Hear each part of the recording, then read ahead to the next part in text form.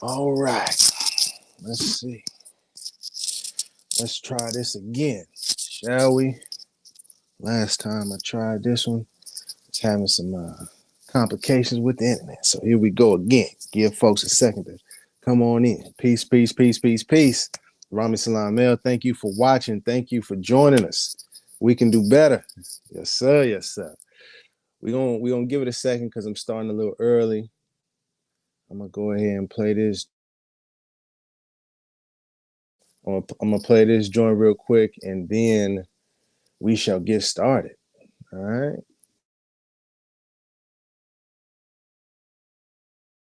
Is an example of a man that was turning his life around. And as soon as he tried to turn his life around, they hit him with 6 life sentences. So I believe he's with, you say don't tear down the statues. Larry Hoover is a living statue. He's a beacon for us that needs.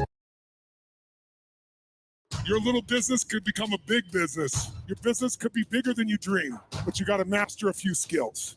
I'm going to take you through a 7-step system for running any business. We call these the 7 to see his family. How they gonna start the commercial? Yeah, I mean, we gotta run it back. Let's start it off. Here we go. Is an example of a man that was turning his life around. And as soon as he tried to turn his life around, they hit him with 6 life sentences. So I believe he's with, you say don't tear down the statues. Larry Hoover is a living statue. He's a beacon for us that needs to see his family.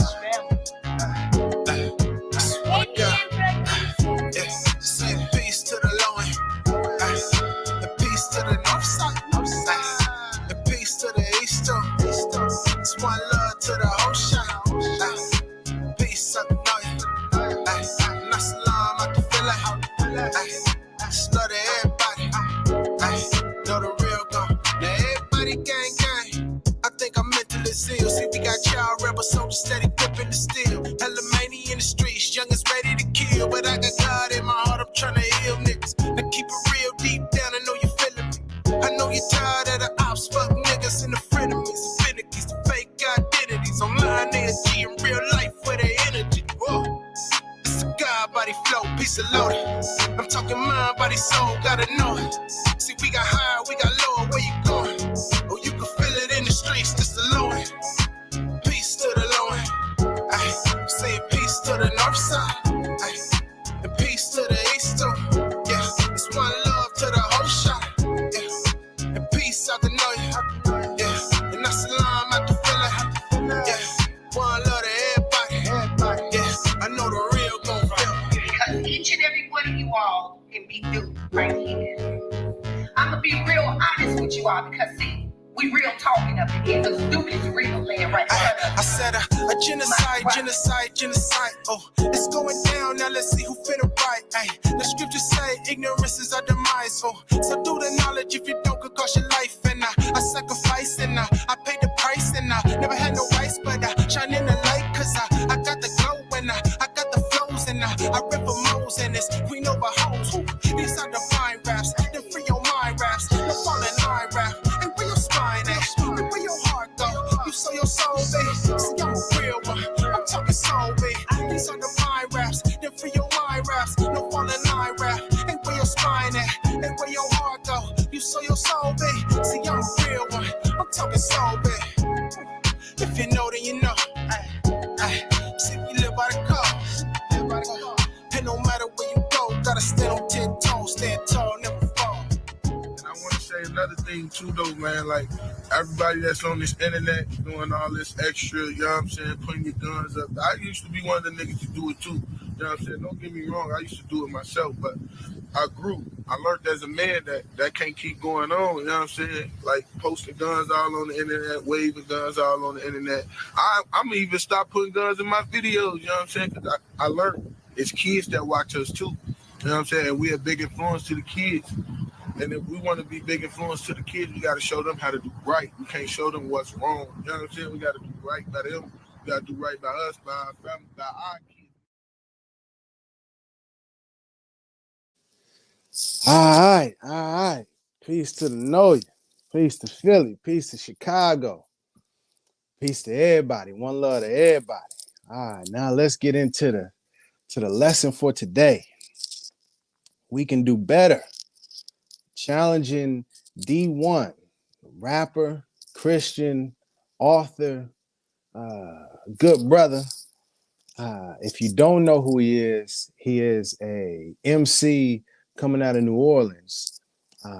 Has some new music out, but really is making waves right now because he started. I mean, he's been challenging, but most recently was challenging Meek Mill, Rick Ross, Jim Jones, even Sexy Red, challenging hip hop in essence to do better. But he had an interview with Sway, and he spoke about a lot of things. But what I wanted to highlight was how he essentially was drawing that line in the sand. You know what I mean? About being righteous and, the other side somewhat promoting things that, is detrimental to us as a people, us as a culture. He mentions murder music. May have heard of drill music, if you're familiar. And I found it really inspiring. So I wanted to show you a clip of the good brother speaking on Sway, and how he challenged, some other brothers in the hip hop industry to do better. And I want us to take a look at that. Then we're going to come back around and we are going to issue somewhat of a challenge to the good brother Dee-1, and anyone else that's watching. So let's go to the Sway clip real quick, and then we'll get to the teaching. Just want to lay the foundation, get some context for you. Excuse me. All righty. Got that up. Let's see. I think this is right at the. We'll start right there. Here we go. Mm-hmm. Oh, I love talking to some of the little youngest, Fredo Bang. That's my student. I was his teacher. You know, Fredo Bang was your student? That was my student, bro. I was his teacher in Baton Rouge. Yeah. Sway, God got me on a whole, bro, like my path. Let's go. Yo, with that being said, it's the OGs who I like to call DGs because they're disappointing grown-ups. Ooh. That's what they are. It's the OGs in hip-hop. It's the ones that's 40-something years old. And, man, I hate when I see these gray-haired clout chasers who still talking about, and I send my young boys to come and wet your whole block up and da-da-da, and they still glorifying this. I look at with a Jim Jones, you could do better, brother. I love you too much. I love you too much to not be honest with you. Rick Ross, you could do better, brother. Meek Mill, you could do better, brother. I love you too much not to be honest with you. Are you the face of prison reform? Because are you the face of prison reform? Yo, with that being said, it's the OGs who I like to call DGs because they're disappointing grown-ups. Ooh. That's what they are. It's the OGs in hip-hop. It's the ones that's 40-something years old. And, man, I hate when I see these gray-haired clout chasers who still talking about, and I send my young boys to come and wet your whole block up and da-da-da, and they still glorifying this. I look at with a Jim Jones, you could do better, brother. I love you too much. I love you too much to not be honest with you. Rick Ross, you could do better, brother. Meek Mill, you could do better, brother. I love you too much not to be honest with you. Are you the face of prison reform? Because are you the face of prison reform? Let's pause it right there. I love you too much. You could do better. I gotta be honest with you. You know what I mean? That's what he was telling the brothers. And what I found really powerful is noticing the responses to those brothers, and how some of them were making excuses and trying to avoid accountability, you know what I mean? And avoid the responsibility of doing better, of being a leader, of being that influential to young people, to the hip hop culture, the so-called, Black people, African Americans. And I appreciated his approach, you know what I mean? That he was moving with love as he did it. And I thought that was extremely powerful. Now, fast forward, this happened, when was that at? When was this at? This was a couple months ago. So fast forward, I'm watching the news and I see I see something come across my screen, and mind you, this is the good brother. He is he's also he's also going to Harvard. So he has a whole movement from hood to Harvard. So real intelligent brother, you know what I mean? And I happen to see a news article come across my, across the feed about the Harvard president being essentially resigning or being forced out, depending on how you look at it, over, it said, matter of fact, I just pull it up, but it was over claims of, what was it? Anti-Semitism and plagiarism. Yes, that's what it was. So I just wanted to highlight the article real quick if I could. Let's see if I can pull it up real quick. There we go. Real quick. Boom. You see that there? Oh, wait, let me pull it on the screen just so you can get it for reference. So we can see that here. Harvard president to quit amid intense backlash over her response to anti-Semitism on campus and plagiarism allegations. Now, keep in mind, this is, to my knowledge, the first quote-unquote Black or African-American woman as a president for Harvard. So her position was a, monumental achievement, I guess you would say. At least within the Ivy League community. But what I noticed is that, when this article came out, there was other articles coming out about other people plagiarizing things. And it really wasn't about plagiarism at all. It was more about that certain people in power were pressuring this sister to make a statement in regards to the conflict, if you will, or, in my opinion, I think it's a genocide, outright genocide that's happening to the Palestinian people and what's going on between them and Israel. And because I guess she didn't make a statement that was sufficient or to their liking, they applied the pressure and she had to resign.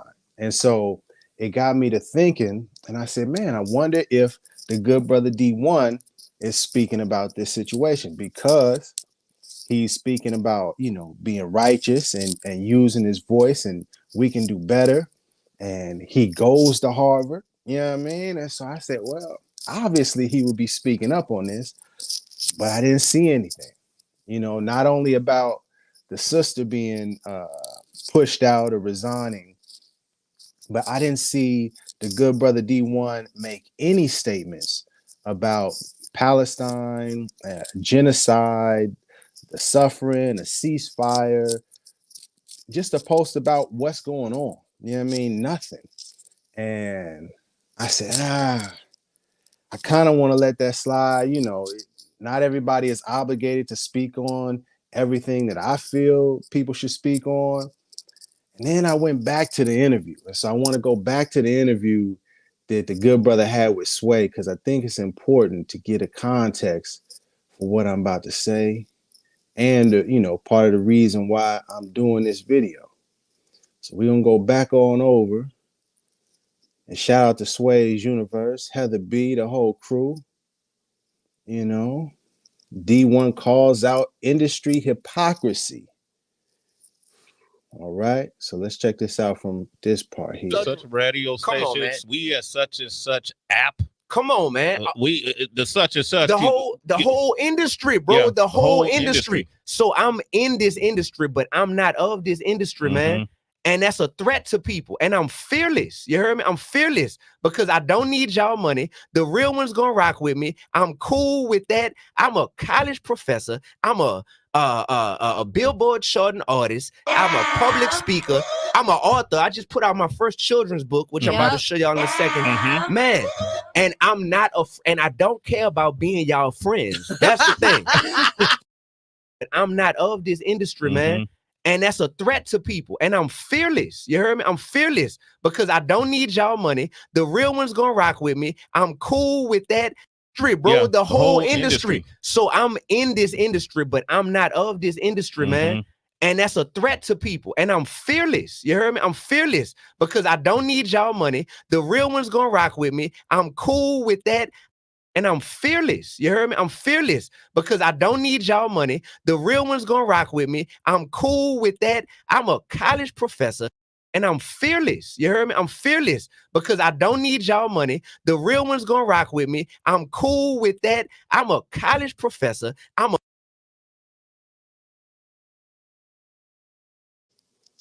just wanted to highlight that and make sure that we got the context. You know what I mean? Because I admire anybody that takes a stance for righteousness, that takes a stance for speaking up for the people. You know, so it's admirable. But when I listen to it and I played that part back, I'm fearless and I don't need y'all money. You should watch Fluid Exotics. You should watch the Dee-1 interview. Very powerful interview. Very powerful on many different levels. But I wanted to highlight on this particular part of him saying that he's fearless and that he doesn't need people's money. And that's a majority of the time. Many people are afraid to speak up because they're afraid and or because of what speaking up can do to their business and their relationships, et cetera, et cetera.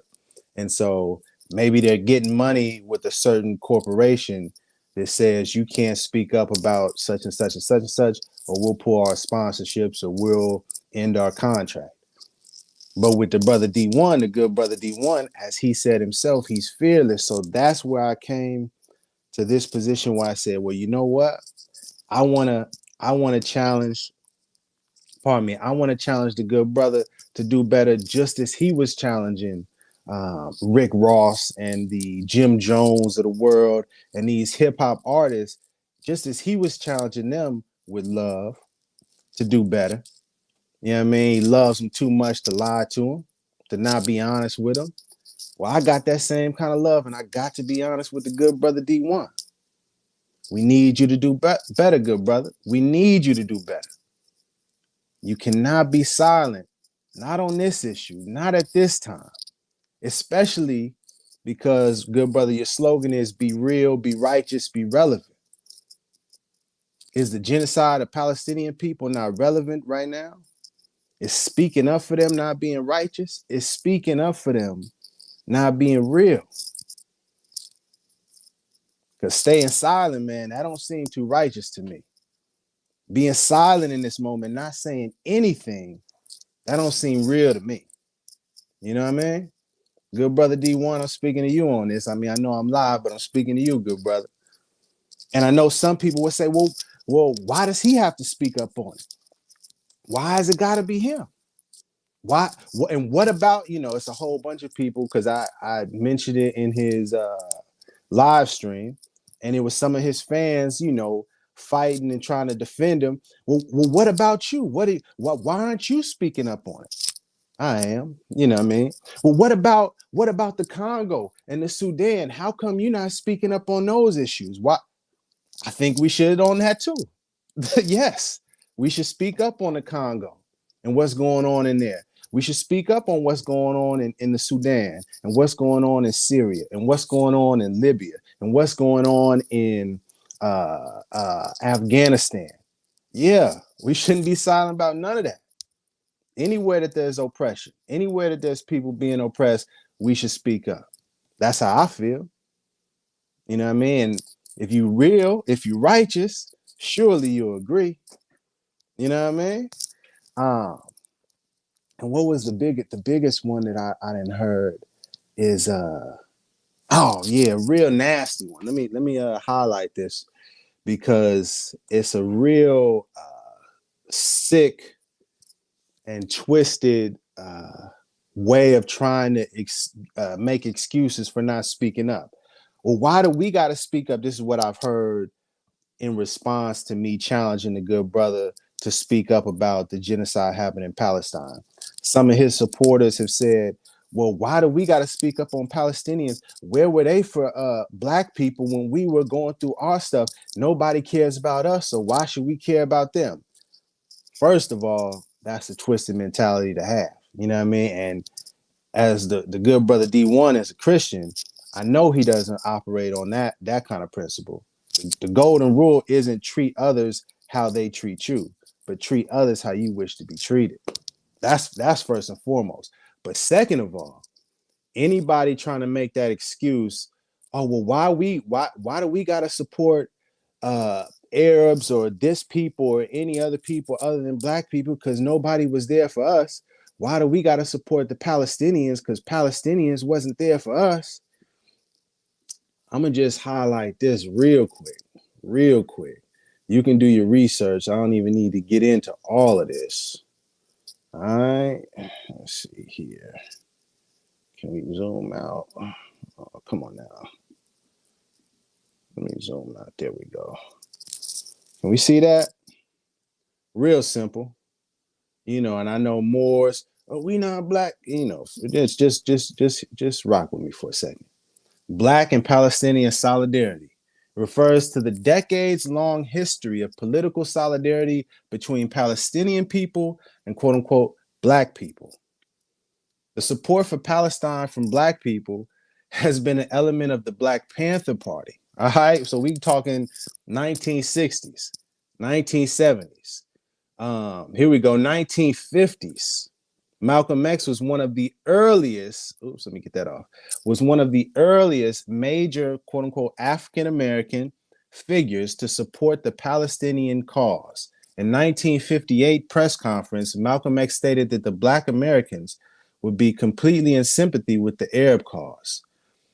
Several months before his 1965 assassination, he visited the Gaza Strip and Palestinian refugee camps. This is good brother Malcolm X, and this is a mural that they have. Let's see here. Does it have the? There we go. Boom. There we go. Black and Palestinian solidarity mural depicting George Floyd in Gaza City, 2020. Come on now. Come on now. You see that. You see that. What's that? What's that representing? Love instead of hate. Come on now. Come on now. So I just show that. I don't even have to get into showcasing the facts and all of that on that. Because if you do the history and you do some research, you'll see clearly that black people, so-called black people, African-American people have been in solidarity and supporting Palestinian brothers and sisters in their fight for justice and freedom, just as much as they have been supporting us. And this is a fact, real deal fact. So if you hear any black person, any African-American, any Moorish person, anything like that trying to spit out that nasty rhetoric, stop that right in its tracks. And I wanted to close it out. I wanted to close it out here. Peace, Rashad. Yeah. We'll get to that in a second. I wanted to close it out with some and bring some facts to the table because one more thing. Another reason I'm challenging the good brother D1 is because D1, matter of fact, let me pull it up real quick. D1 is good friends or has a relationship with the good brother Lupe Fiasco. Now, Lupe Fiasco has been known for making some very bold statements, if you will. And we're just gonna go to this one right here. Can we go to this one? Can we go to this one right here? All right, we're gonna just play just a little bit of this. Actually, I don't know if he's playing music on that one, so let me play this one. Let me pull it up for you. 1 second. Just want to show you. Let's see here. Bam. Here we go. Let's share that. 23rd. My birthday. The Palestinian Authority will be going before the UN to request notoriety as a Palestinian state.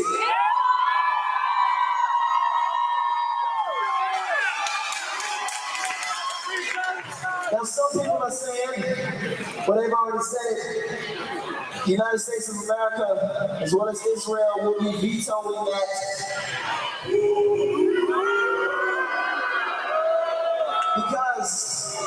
Because they say it's not conducive to a two-state solution, right? The thing that comes to mind for me, and I'm just a regular person, is that Israel is already a state. So if you let Palestine get that notoriety in the UN, that will be a second state.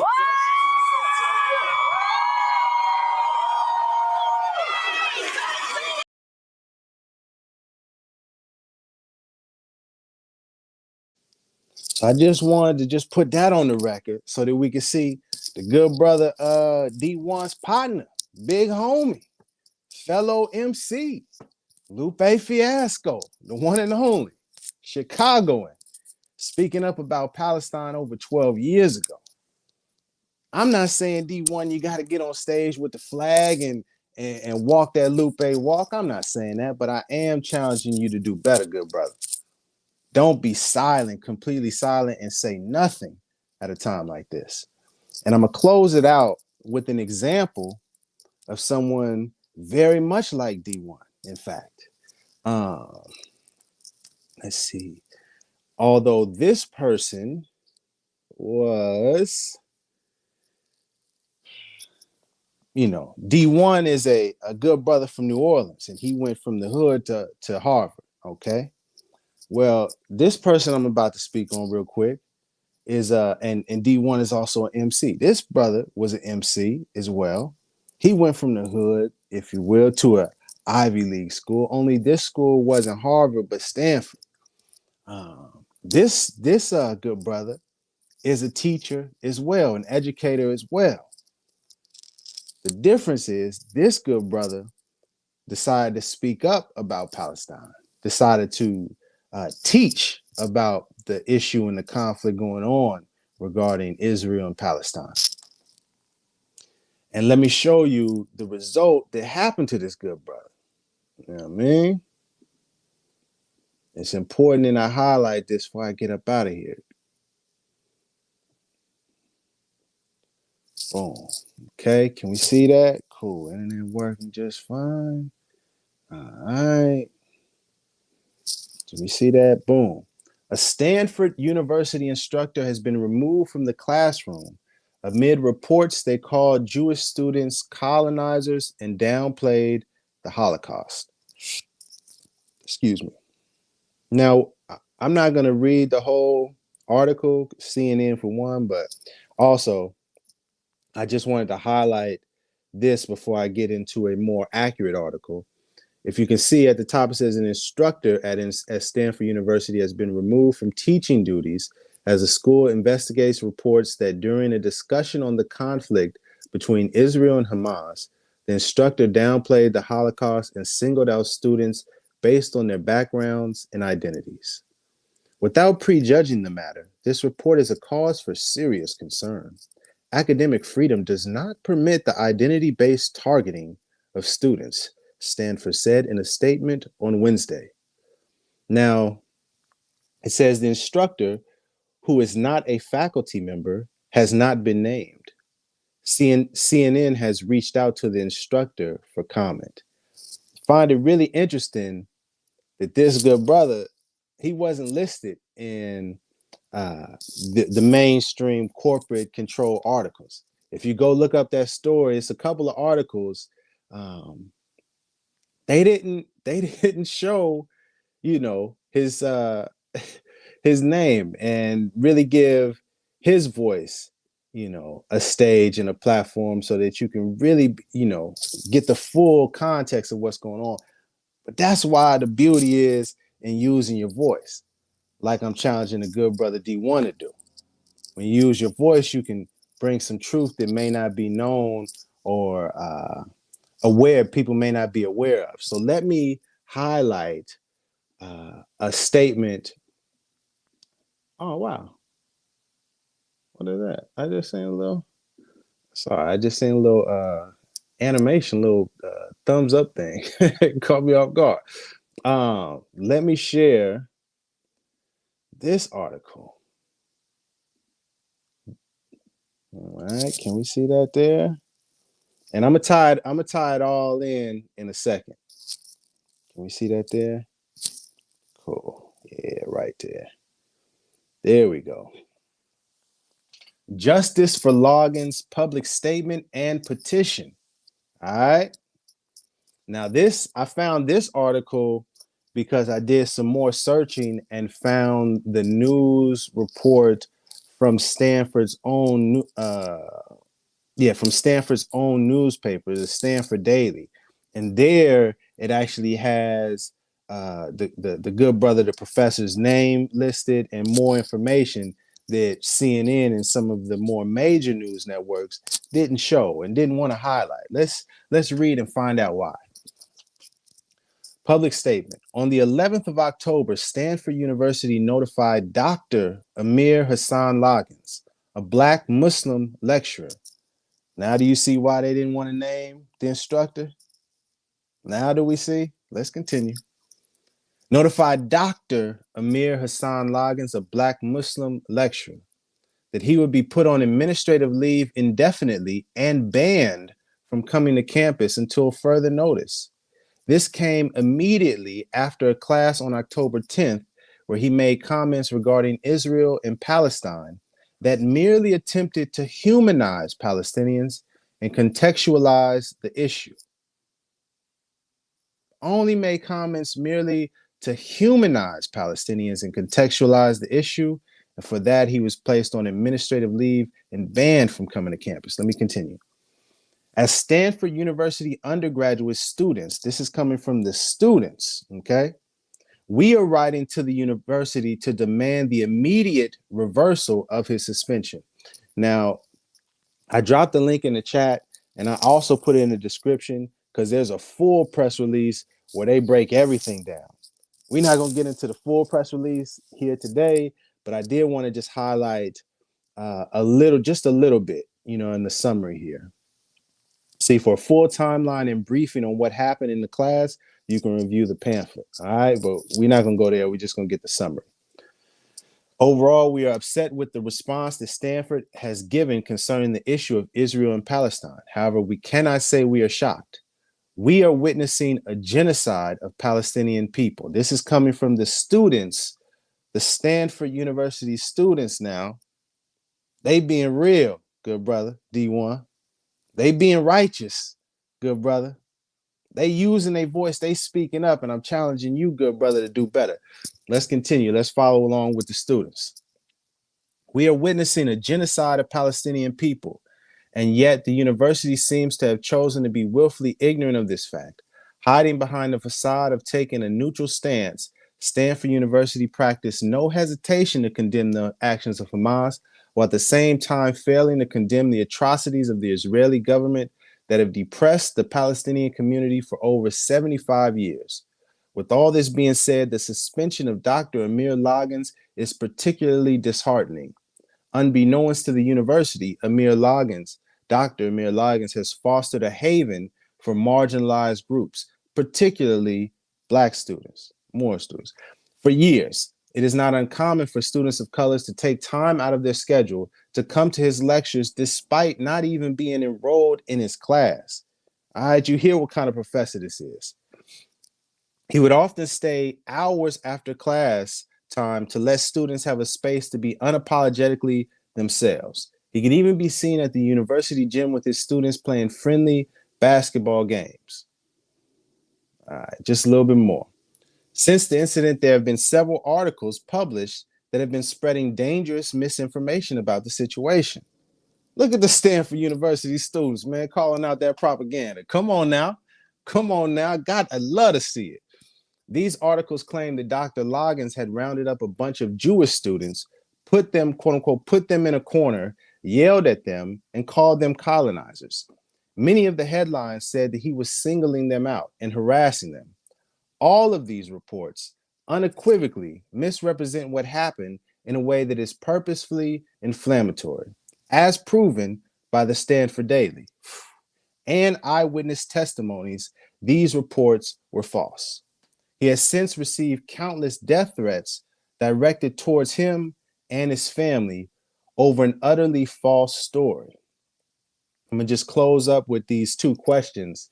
It says, objectively speaking, from a humanistic perspective, do you believe that Palestinians are living a good life right now? Question 2, if you believe in the right of self-defense, I understand as someone who has studied Robert F. Williams, Malcolm X, and the Black Panther Party. My question is, militaristically, is this a fair fight? Those are the two guiding questions that Dr. Loggins used to orient his class. We feel that if Stanford cannot allow space for these above questions to spark conversation, then it sets a dangerous precedent in terms of what voices are allowed to be heard. This is nothing short of a precursor to fascism, censorship, and overall suppression of marginalized voices. We want to make it clear, I'm going to close with this. We want to make it clear that Dr. Loggins, who is facing the same fate so many figures, is being publicly shamed and threatened online for being something that he is not. Loggins is not an anti-Semitic extremist. While media sources continue to try to thrust him into a brute archetype, it is important to humanize Loggins at this time. Dr. Loggins is a Black Muslim man from a low-income background in Richmond, California. What's happening? Richmond, what's happening? Loggins is a husband who admires his wife, and Loggins is a father who adores his children. He has touched so many lives from all demographics, ethnicities, and backgrounds. Students remark how they can feel the unprecedented passion that he teaches with. He objectively makes the lives of students at this campus better. Please take the time to read our demands below and sign the petition. All right, so we got immediate demands and restorative demands. All right, let me just leave this up here for a little bit. So as you can see, this is what happens when you are being bold and fearless, as the good brother Dee-1 was saying. When you're real and you're righteous, and you speak up and you give voice to the voiceless. You know, this is the kind of attacks that, you know, brothers and sisters receive, and it's our duty. I feel our duty and our obligation. Those that know better, we got to do better. And so that's why I'm challenging the good brother Dee-1. Closing up, you know, that is why I feel it's important for the good brother Dee-1 to speak up.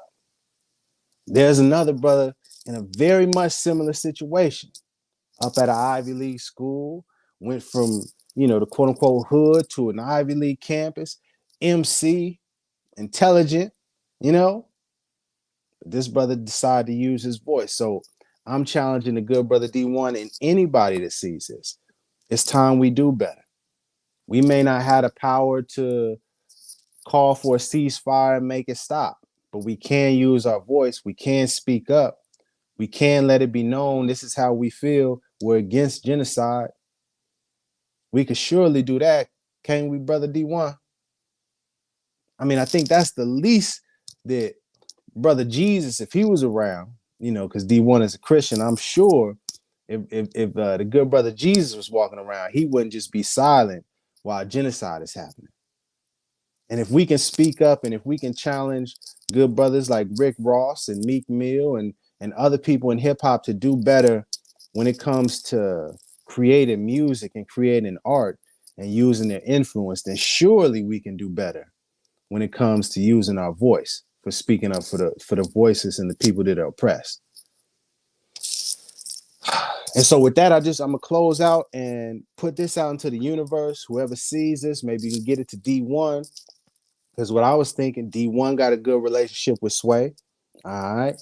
D1 got a good relationship with Lupe. Lupe got a good relationship with Sway. Sway is from Oakland, from the Bay Area. I'm pretty sure he knows the good brother Dr. Amir Loggins. Maybe we can get a roundtable discussion going. Get a good brother from D1 is at Harvard. Lupe is at MIT. We got Dr. Amir Loggins at Stanford. I mean, why can't we have a roundtable discussion, a meeting of the minds, if you will?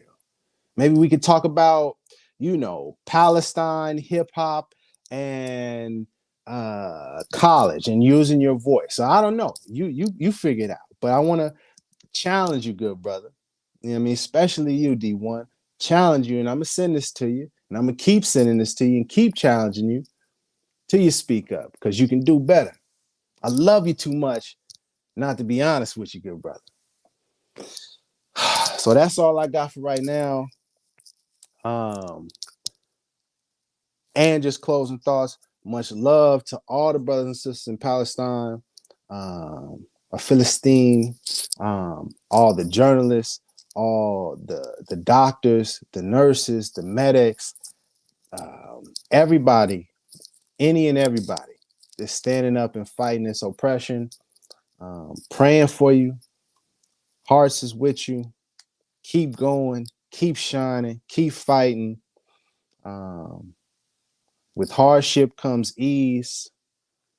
And the last thing I'll say is they plan and Allah plans. And Allah is the best of planners. All right, peace and love.